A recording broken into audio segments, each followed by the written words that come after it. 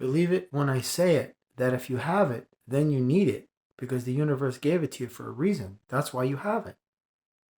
Because if you didn't need it, you wouldn't have it. It wouldn't have been given to you.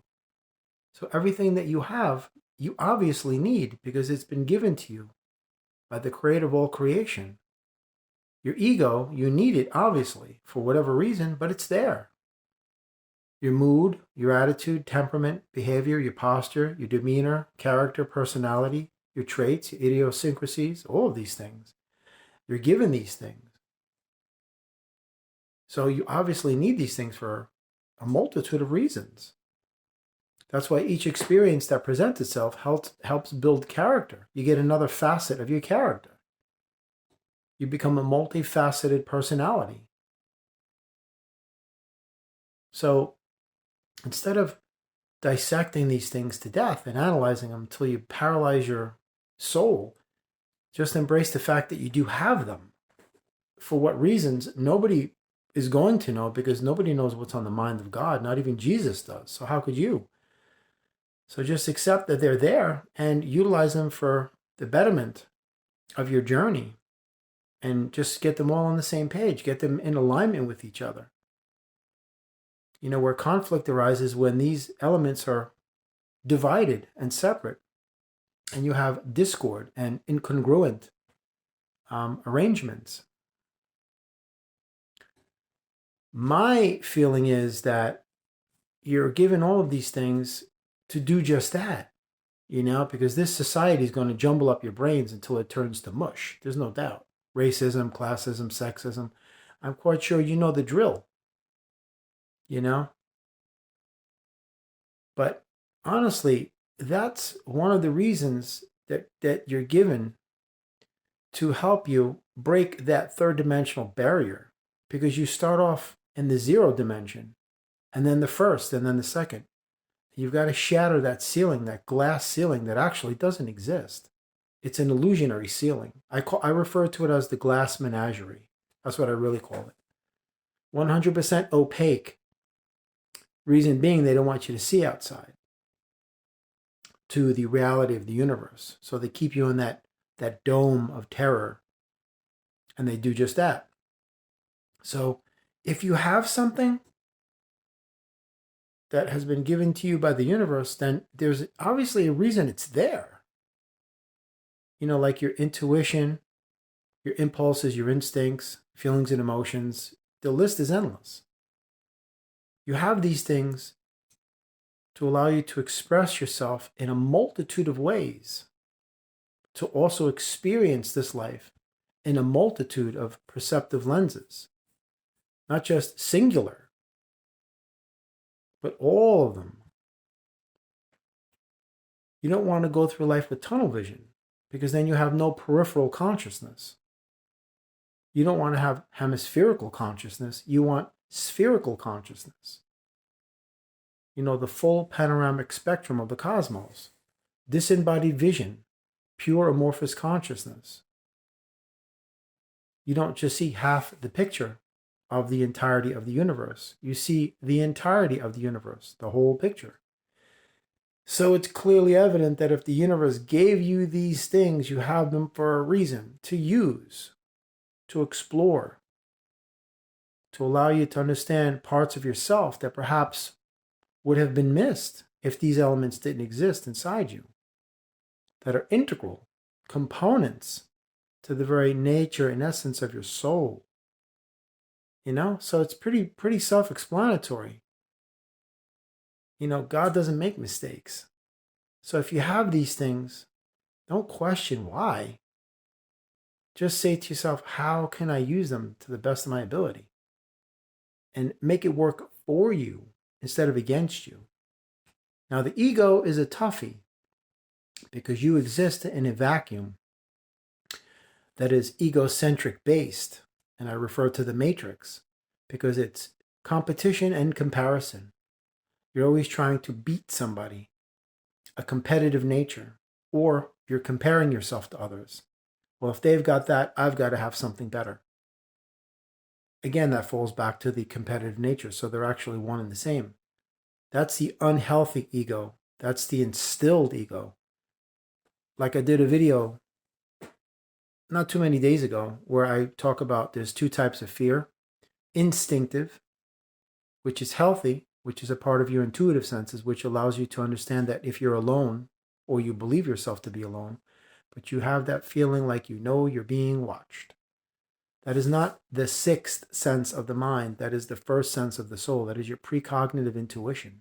That is your intuitive senses, alive, vibrating, allowing you to understand that something is watching you. And then you have instilled fear, which is, of course, the matrix. That's the implant, the subconscious mechanism that they control you with. Because fear is always the dominating factor in their paradigm.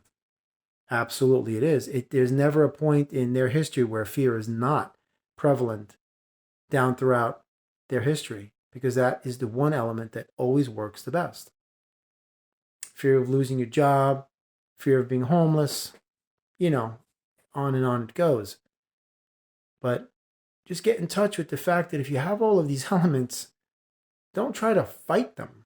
Don't try to think for a minute that you can kill them, because as I've said in a previous video, you can't kill energy. It only transfers form. So if you have these things, instead of listening to people, oh, the ego is this, the ego is that, why don't you not do that and define it in your own terms of what you feel it should be, how it can help you in your own journey. And then if you feel that sometimes you're being petty, jealous, envious, insecure, and childish, don't accredit that with coming from the ego. Perhaps it's coming from somewhere else that they're not telling you about, but they give you a cursory explanation. Oh, that's the ego. And you just buy into it and you don't question and you just go with it. And that becomes the truth when it's not the truth at all.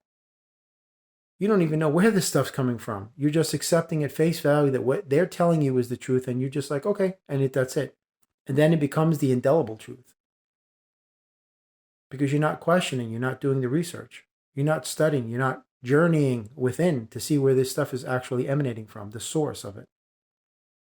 Because you're just buying into the lies and the illusions and the cursory explanations and the superficial glances of things. Like, yeah, whatever. And that's it. On to money and sex. And that's pretty much what occupies most people's imagination. Even though the imagination is an erroneous appellation. Because your engine of creation is not imaginary. But just ask yourself, I obviously have these things. They have been given to me. So there must be a reason why. And God doesn't make mistakes. So perhaps the challenge is to rectify them. All of the catastrophic failures and mistakes that were triggered by these things. Or perhaps it's up to you that you've been tasked by God to repurpose them and modify them, or, replace them with something of the same type of element, but a better quality. Everybody's journey is different. It's just something to think about. But if you honestly, really just contemplate it for a minute, what I'm saying, when you buy a brand new car, every single item in that car is integral to that car, even if you don't use it, even if you don't need it. As an accessory, you might not even know it exists. But the manufacturer thought it through to say this is it's a necessary option for this, device, this car. Like I always say, it's better to have something and not need it than it is to need something and not have it.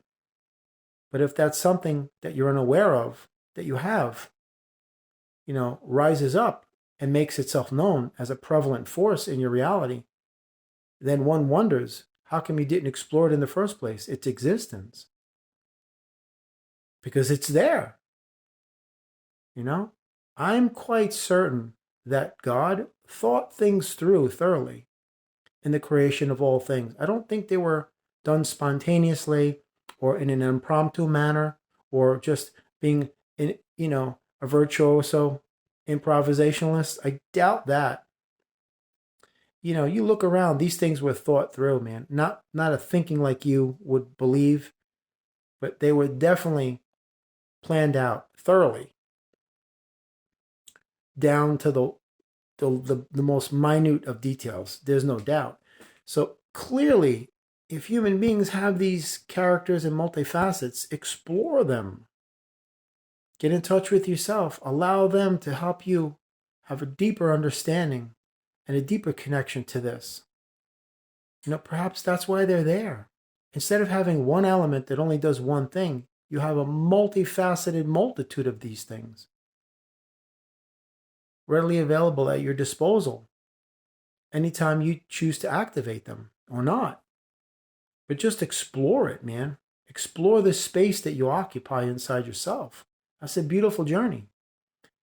Only a journey you can take, that's for sure. God bless.